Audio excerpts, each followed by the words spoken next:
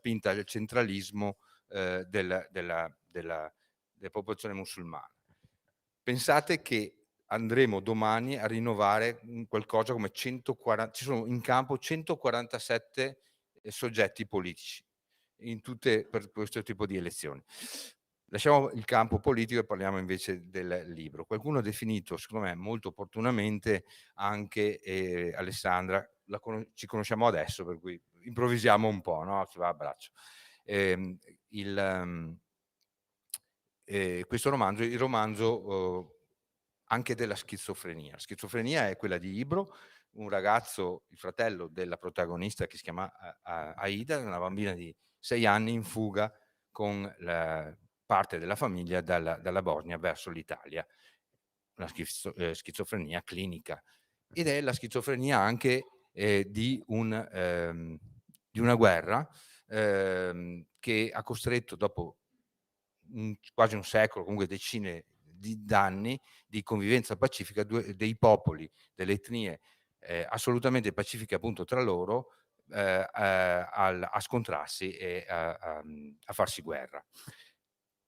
2 cose su Alessandra. Il libro è bellissimo, volevo dirtelo in privato, lo dico pubblicamente, è bellissimo, se è vero, ed è la storia non solo, secondo me, di una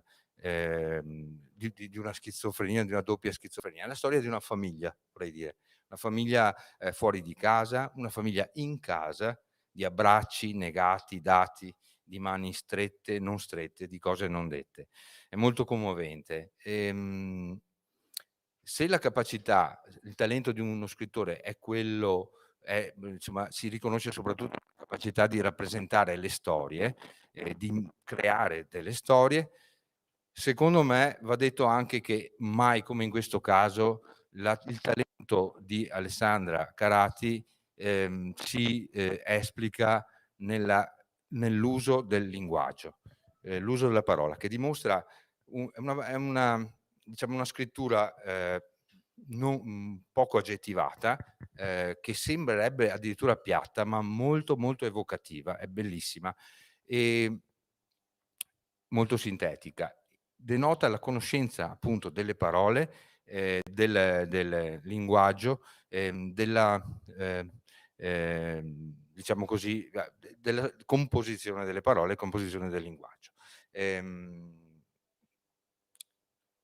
Vorrei dire anche che, partendo appunto da questo apprezzamento che io ho fatto personalmente leggendo il libro, ho immaginato una presentazione fatta di parole,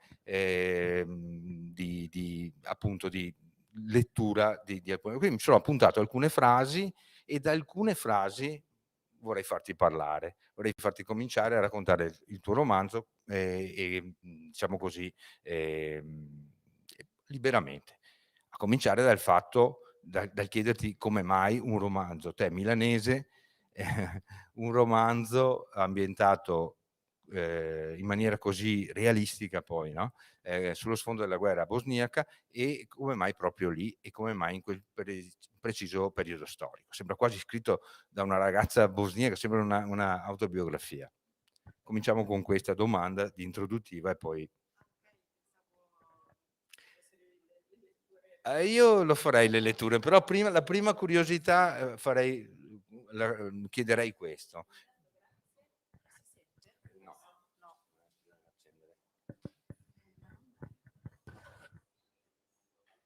C'è qualcuno? Tenerlo premuto tanto?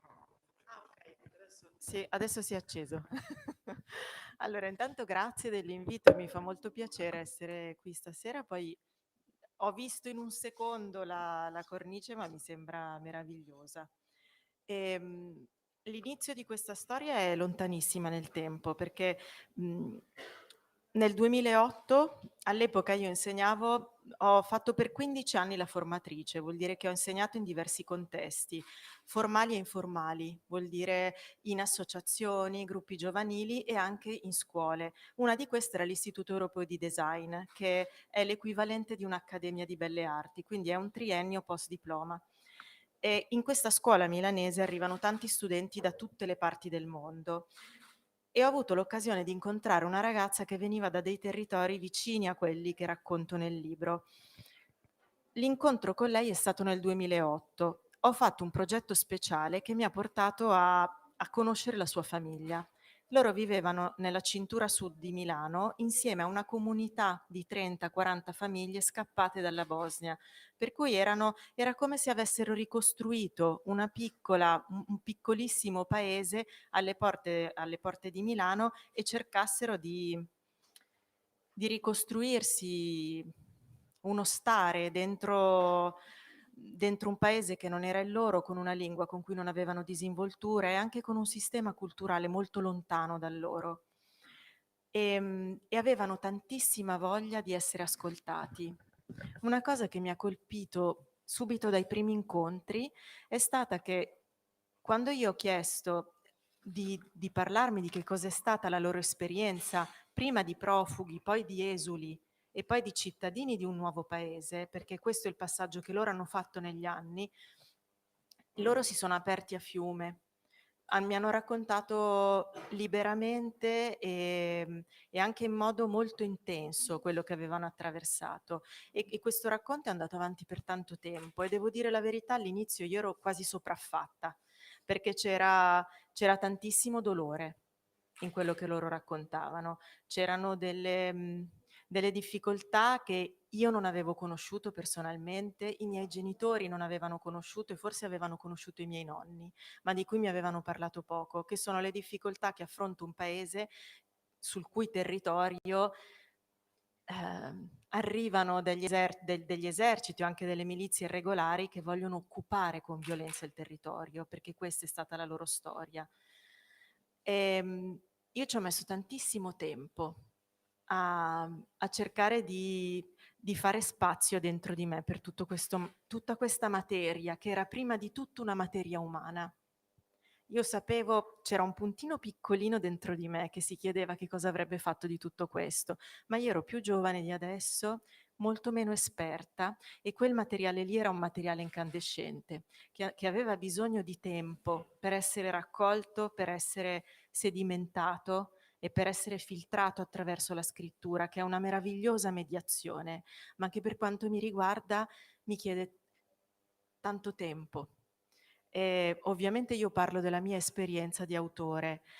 Questo libro parte nel 2008, questo libro io lo scrivo mentre lavoro su altri progetti, per cui la prima stesura di fatto arriva nel 2016 e poi dal 2016 continuo a riscriverlo. Nelle progressive riscritture quello che succede è che si attiva un processo di sintesi.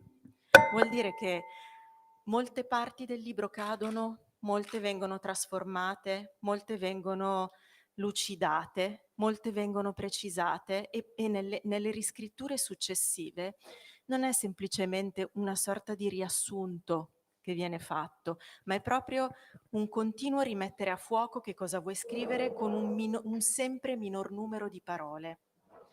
Questo che cosa permette? Permette che poi la scrittura arrivi al lettore estremamente splendente, riluce ed è estremamente pregnante. È come se io davvero su questo libro ho avuto la fortuna, ma anche dall'altra parte la fatica estrema di lavorare su ogni singolo aggettivo, su ogni singolo vocabolo, su ogni singolo punto, anche su ogni singolo invio. Io mi sono domandata ogni volta che mandavo a capo, davvero qui ci vuole un invio, davvero qui ci vuole uno spazio, qui il lettore ha bisogno di respirare. E quando è arrivato poi l'incontro con l'editore, che è stato durante il primo lockdown, quindi è stato a maggio del 20 e io questo libro ce l'avevo nel cassetto da più di 3 anni e non pensavo che l'avrei mai contrattualizzato, perché avevo provato a incontrare degli editori e e gli esiti non erano stati positivi, nel senso che questo libro ha delle criticità da un punto di vista di incontro con il lettore, perché racconta una storia, da una parte di una guerra che noi non a che abbiamo conosciuto poco e che abbiamo dimenticato, e poi racconta di un tema che non è la guerra, perché dentro questo libro non c'è la guerra. La guerra è l'evento scatenante che poi permette di dare un via al racconto. Il racconto è di come questa famiglia dal 92, che è il momento in cui scappano dalla loro terra, a quando Aida, che è la protagonista, cresce, cercano di vivere e di sopravvivere a Milano. E lei diventa adulta. La incontriamo all'inizio del libro che ha 6 anni e alla fine del libro è un medico. Quindi si è laureata, ha una professione ed è anche una professione prestigiosa.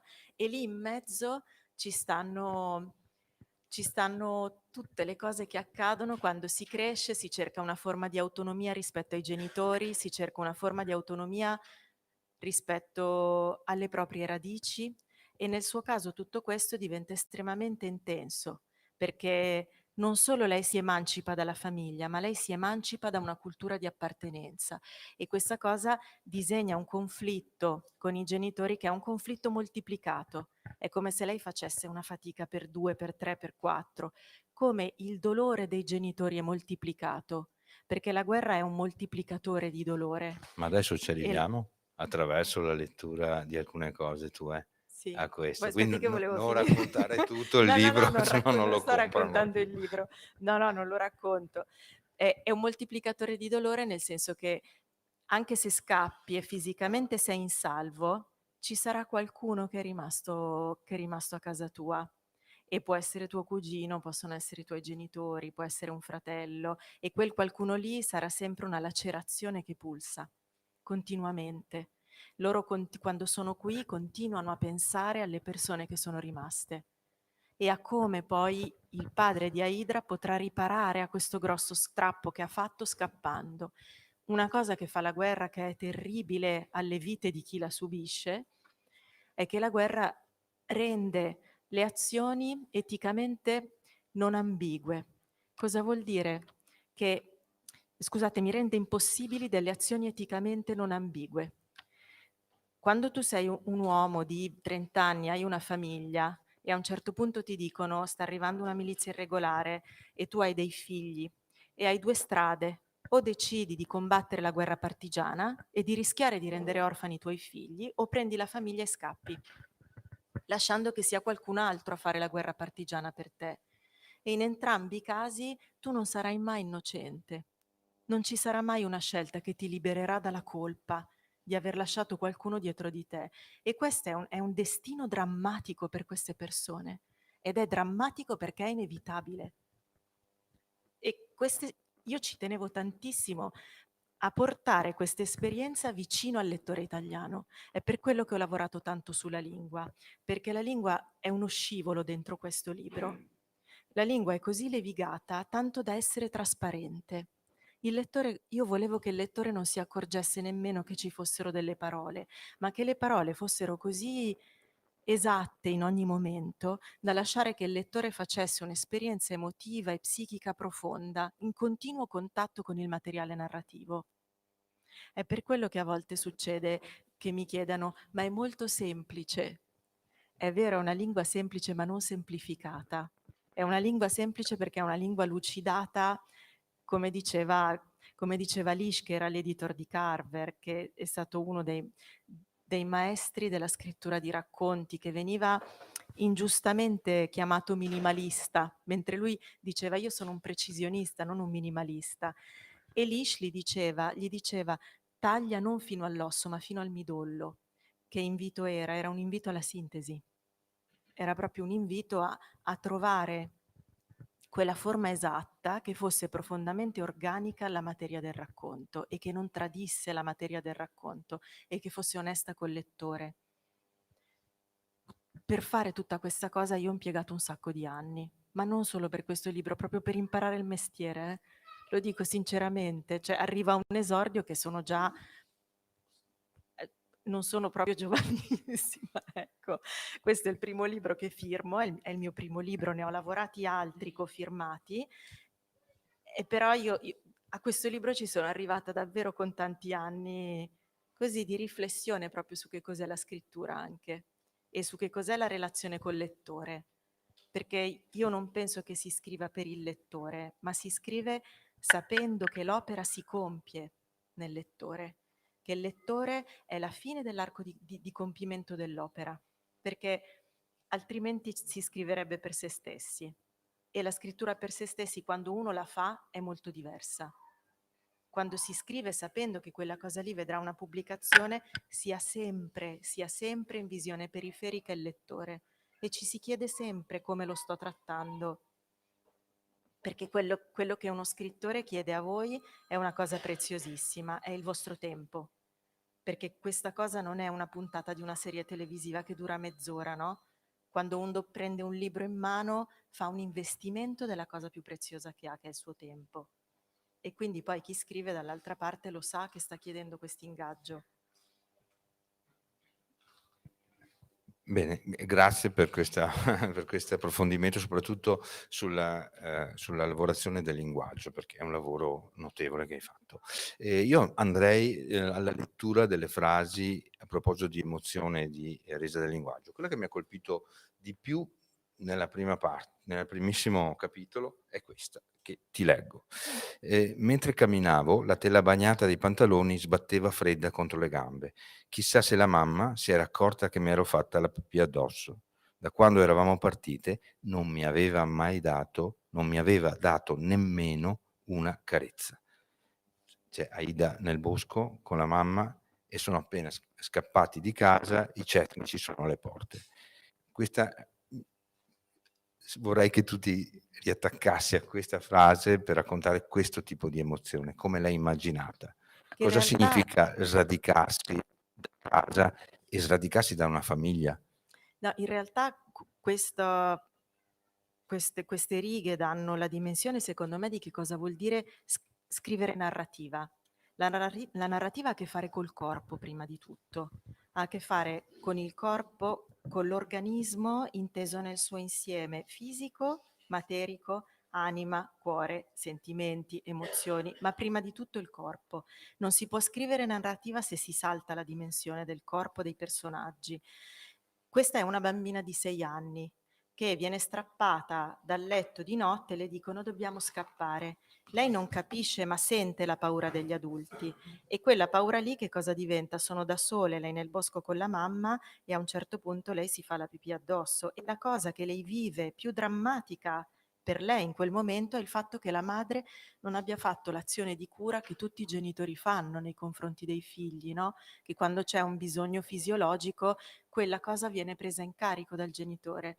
Per cui quell'azione per lei è come se fosse è un'azione termometro della pericolosità del momento.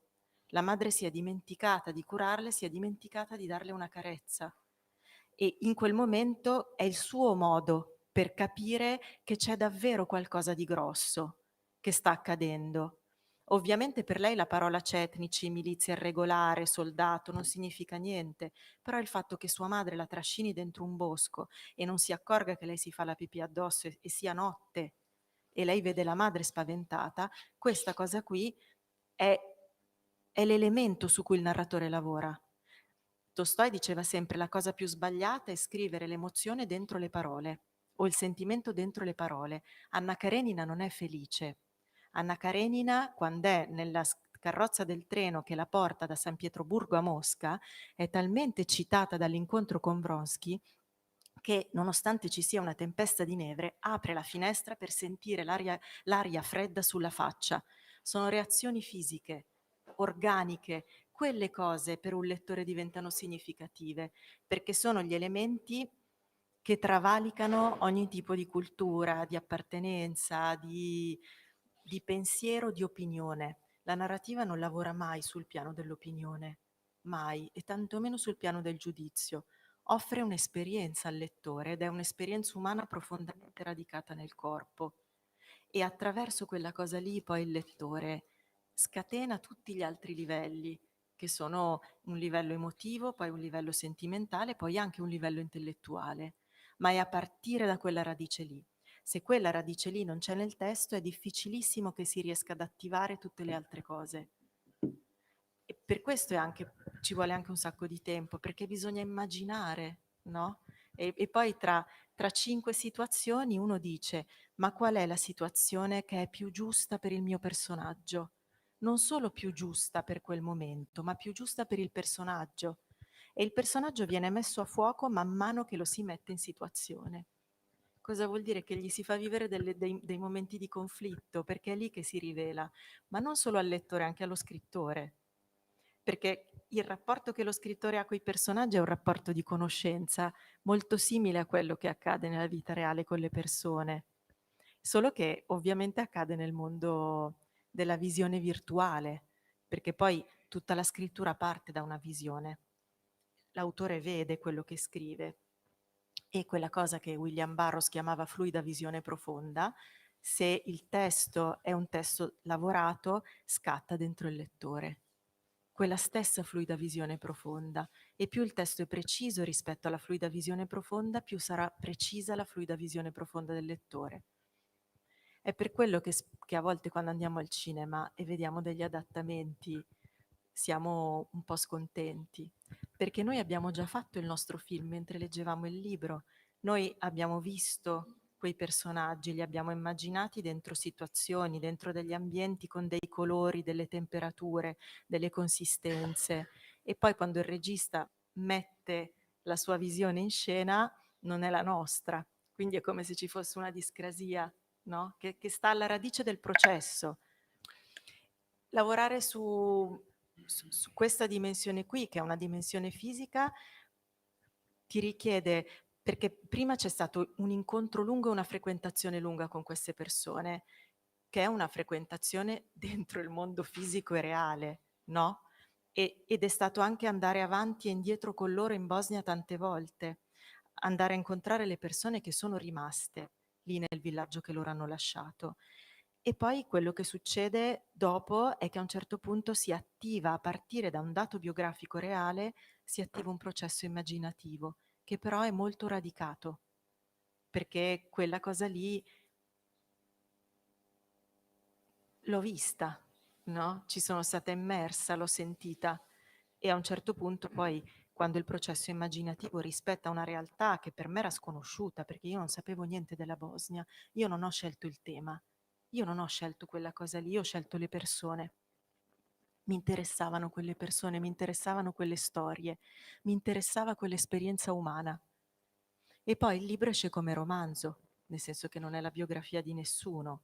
Tutti questi elementi si sono composti in qualcosa che è inventato a suo modo. È inventato ma allo stesso tempo estremamente radicato. Allora, passiamo a un altro tipo di emozione. E tu descrivi, forse per la prima volta, a parte l'iniziale del letto, quindi della bimba che dorme, del fratellino, del cugino insieme, eccetera, però al confine a Lubiana, comunque in Slovenia, al confine con l'Italia, c'è la prima scena familiare molto emozionante che colpisce, e la leggo. Ci siamo allontanati appunto verso il confine, mano nella mano, mio padre al centro, da una parte mia madre, dall'altra io. A guardarci dietro eravamo una famiglia, una delle tante pronte a passare il confine. E è la riunione dei soggetti che erano stati, diciamo così. Sì, questa è la chiusa perché loro fanno un viaggio che dura 3 giorni e 3 notti ed è un viaggio di avvicinamento al confine perché loro arrivano fino a Sejana che è l'ultimo paese prima di Trieste. E il padre li aspetta di là dal confine perché lui lavorava già in Italia, quindi loro di fatto stanno cercando di ricongiungersi, solo che le frontiere stanno chiudendo le frontiere, perché ormai l'occupazione militare della Bosnia è già in atto e quindi c'è un paese in totale smobilitazione. I bosniaci erano 4 milioni quando la guerra è iniziata, 1 milione è scappato e 1 milione è morto, più o meno, naturalmente non so cifre esatte, vuol dire che in quel momento lì si stavano smobilitando più o meno 500.000 persone tutte insieme e stavano andando tutte verso il confine con l'Italia, perché dalle altre parti non potevano scappare. Per cui immaginatevi i mezzi di fortuna, immaginatevi una donna da sola, la madre non sa leggere, perché loro arrivano da una realtà rurale molto, molto radicata, i loro genitori avevano vissuto lì, i genitori dei genitori, e le case erano case dei loro avi. E sua madre ha 20 anni quando scappa, ha 25 anni, la bambina è di 6, lei è incinta di un altro bambino e lei scappa da un posto da cui mai avrebbe pensato nella vita di lasciare. Lei si immaginava la sua vecchiaia lì, non aveva nessun desiderio di andare da nessun'altra parte. Tutta la sua vita era limitata dal bosco, dal frutteto e dalle bestie che avevano. E lei davvero non immaginava, ma nemmeno voleva una vita diversa da quella. Per cui lo strappo e la violenza con cui tutto questo avviene è gigantesco. Quando arrivano al confine, loro devono, il padre ha pagato dei soldi, perché poi nel libro c'è anche tutta la dimensione e l'importanza del denaro. Il denaro è un elemento fondamentale per l'esperienza di questa famiglia, perché loro si autosostentavano tranquillamente quando stavano a casa loro, e quando arrivano in Italia diventa tutto un problema, diventa tutto più problematico, perché non solo lui deve mantenere la famiglia in un paese diverso da quello di partenza, ma lui vuole guadagnare i soldi per mandarli in Bosnia per ricostruire tutto il villaggio. Quindi loro vivranno in questa continua mancanza di denaro nonostante si ammazzino di lavoro, perché la tensione del padre è continuamente verso il paese di partenza. E i figli, mentre crescono, glielo diranno, rivendicheranno più volte il fatto che lui pensi di più a ricostruire la casa, che è una casa dove secondo loro non abiterà mai più nessuno, che non a investire quei soldi nella loro educazione, per farli crescere. E sarà un altro elemento che porterà a una decisione drastica, che porterà la protagonista a prendere una decisione drastica. E qui al confine il padre ha pagato per fargli fare dei passaporti falsi, perché altrimenti non li avrebbe potute far passare di là. E c'è un momento di tensione in cui in realtà loro hanno un basista e poi c'è un bosniaco che porta avanti e indietro le famiglie con le donne, i bambini di uomini che sono già di là, con passaporti falsi, rischiando di essere ammazzato, perché alla frontiera se si accorgono che tu stai portando avanti e indietro persone, sono armati, le frontiere stanno militarizzando, non dalla parte italiana ma dalla parte della ex Jugoslavia, e questa persona rischia la vita e loro vengono traghettate in questa ultima azione, proprio che è un momento in cui passano la guardiola del checkpoint e si lasciano alle spalle la loro vita, e il padre li aspetta di là, li aspetta tra Segiana e Trieste, e quest'uomo li lascia lì e torna indietro. E lei, quando quest'uomo torna indietro, lei pensa a quanti altri bambini potrà accompagnare e poi dice: non l'abbiamo mai ringraziato e non abbiamo mai neanche chiesto il suo nome, perché la guerra fa questo, ti spinge in una dimensione di disperazione così forte e tale per cui a un certo punto saltano tutte le, anche l'umanità di certe relazioni, anche la gentilezza o l'ascolto.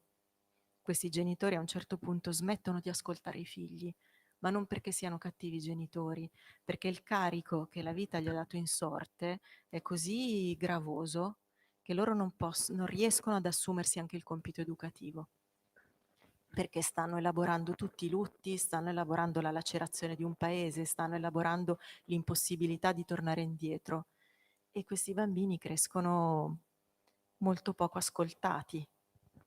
E poi appunto arrivano in Italia e c'è questo, vengono accolti da alcuni volontari. Franco ed Emilia saranno una delle figure chiave e mi ha colpito la frase, la prima domanda che si sentono rivolgere è: "Cosa vi aspettate dall'Italia?" Questa è una frase, diciamo, iconica, possiamo dire, che riguarda tutti gli immigrati che arrivano in Italia oggi. Cosa vi aspettate dall'Italia? È una domanda che implica una riflessione profonda sulle aspettative, negate a volte, molto spesso, o realizzate. Comunque, cosa hai immaginato si potesse oppure ti hanno raccontato, queste persone, si potessero aspettare dall'Italia allora? Come se la immaginavano? Quanto diversa era, ti hanno detto, ti hanno riferito, da come se l'erano immaginata? No, loro non avevano immaginato niente perché non pensavano di venirci mai. Non avevano mai pensato che sarebbero venuti in Italia, per cui non l'avevano neanche immaginata. Immagini qualcosa quando lo desideri. Se non lo desideri, perché avrebbero dovuto immaginarsi l'Italia? Per cui quando loro arrivano qua, l'unica aspettativa che hanno è quella di non morire, è quella di non essere ammazzati da nessuno. E poi piano piano la vita prende il sopravvento e li spinge in avanti, perché hanno poi delle incombenze pratiche, no? devono capire dove dormire, devono capire dove mettere questi figli, devono capire come mettere in piatto, come mettere in tavola un piatto. Per cui è come se a un certo punto fossero dentro una pressione anche della vita quotidiana così forte, per cui loro questa domanda non se la sono mai fatta. Infatti quando Franco chiede che cosa vi aspettate dall'Italia, loro rispondono di non crepare. È proprio l'aspettativa minima che hanno. Poi ogni flusso migratorio è diverso. Questo è stato un flusso migratorio improvviso ed è stato un flusso migratorio in un'Italia ancora molto vergine, perché nel 92 noi non avevamo ancora ricevuto una, diciamo, un ingresso così massiccio in così poco tempo di persone. E dall'altra parte, e infatti l'accoglienza su territorio italiano è stata attivissima. Si sono attivati tantissimi gruppi, che erano gruppi legati a volte a realtà come la Caritas, gruppi invece legati ai sindaci di certi comuni che hanno dato immediatamente degli alloggi. Però poi la relazione d'aiuto è una relazione complicata quando si protrae nel tempo, perché è una relazione asimmetrica, perché è una relazione in cui c'è una persona che è in stato di difficoltà e una persona in cui non lo è, che non lo è. E a volte può capitare che la percezione di chi aiuta faccia scivolare l'altra persona da uno stato di difficoltà a uno stato di inferiorità, perché non parla la mia lingua, perché avere bisogno significa mettersi in una posizione non paritaria, e questa cosa complica la relazione con questa coppia italiana, perché a un certo punto la coppia italiana pensa di sapere che cosa è meglio per loro e come loro dovrebbero disporre dei soldi che vengono elargiti dal comune. Questa è una cosa sottilissima, però è una cosa che davvero decide la qualità della relazione d'aiuto. Quando queste donne a un certo punto chiedono una tinta per capelli e qualcuno dice nelle vostre condizioni una tinta per capelli non è necessaria, in quel momento loro stanno decidendo, come se fossero dei ragazzini, che quella tinta per i capelli non è è una spesa futile, ma in quel momento per loro ricreare una normalità era anche tingersi i capelli. Questo è un grandissimo tema che spesso viene affrontato con superficialità e anche con una polarizzazione, no? Per cui è giusto o non è giusto. Per tutti è giusto aiutare, bisogna capire come questo aiuto accade, perché questa coppia di questa famiglia italiana che con le migliori intenzioni, con la generosità più aperta e più genuina, in realtà mette questa famiglia, mette la famiglia bosniaca in un'ulteriore situazione di difficoltà e quindi nel fare del bene fa del male, senza volerlo. La ricomposizione della famiglia. Salto uno bellissimo perché abbiamo poco tempo, però a me piace anche l'aspetto linguistico, cioè la mamma che non riesce a parlare bene l'italiano e tu la descrivi così.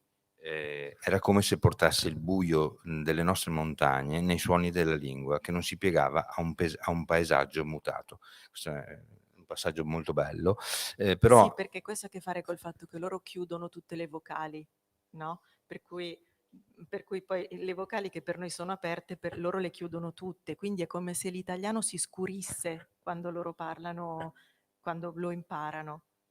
ok, mi fanno segno che dobbiamo un po' chiudere e allora un passaggio solo, l'ultimo, e poi lasciamo a scoprire ai lettori naturalmente questo bellissimo romanzo. L'arrivo della nonna riporta il senso della famiglia. La nonna aveva arginato mia madre e aveva riportato la quiete. Ecco che la famiglia, anche in un contesto straniero e difficile per una, appunto, come hai spiegato, una famiglia scappata all'improvviso e con una violenza inaudita dal proprio habitat, dalla propria cultura, ritrova se stessa grazie a un componente fondamentale di questa famiglia. Domani è la festa dei nonni. Quindi se puoi chiudere ricordando questa riflessione, tu hai detto la nonna aveva riportato l'armonia, no, nella famiglia. Ma infatti la nonna li ricompatta, solo che poi la nonna vuole tornare al paese perché il nonno combatte nei boschi e lei dice: se io resto qui, anche se lui non dovesse venire ucciso, la guerra ci avrebbe comunque separato. Io non posso stare qui mentre so che lui è là. E quindi in piena guerra loro la riportano indietro. E lei si ricongiunge a questo marito, sopravviveranno entrambi. E il fatto che lei tolga la sua presenza calda e Rassicurante. sì, no, è proprio lei, è proprio quella che tiene insieme tutto, proprio lei li compatta. Nel momento in cui lei torna in Bosnia, loro sono di nuovo sotto la spinta di questa forza disgregante che è la guerra. Per cui di nuovo loro non riescono a ricostruirsi un'identità che sia compatta intorno a un centro e ciascuno di loro soffrirà in modo diverso di questa cosa. Dobbiamo chiudere, ringraziamo con un applauso Alessandra. E invito tutti quindi domani, prima di tutto, ad acquistare questo libro che è bellissimo, veramente molto bello. E riflettevo, rubo 6 secondi, con qualche collega qualche giorno fa. Gli scrittori italiani della nuova generazione stanno riuscendo finalmente a colmare un abisso che c'era tra